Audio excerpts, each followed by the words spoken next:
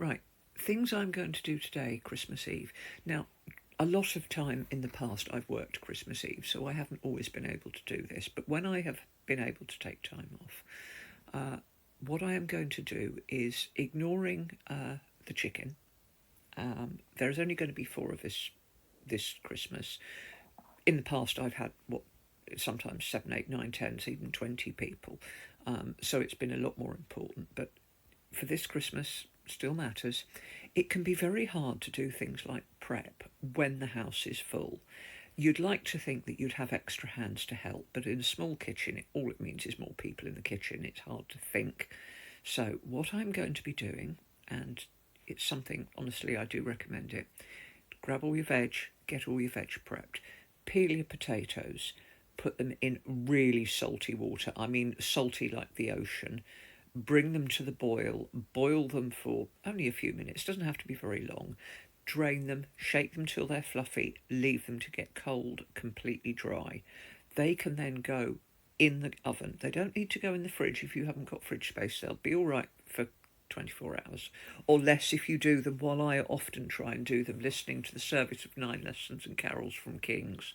It just puts me in the mood if I'm feeling a bit unfestive, which the older you get, the less festive you feel.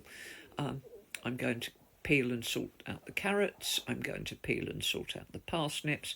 I'm going to cook both the swede and the celeriac to completion. I'm going to mash them. I'm going to season them.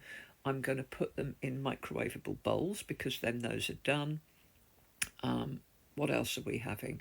Carrot, swede, celeriac, roast potatoes. My daughter is a heathen and insists on roast potato with poultry, which roast Yorkshires with poultry, which I think is, like I said, heathen. However, I will, and I like sweet corn. I've always had sweet corn, and I'm afraid because there's only four of us, that's in a tin.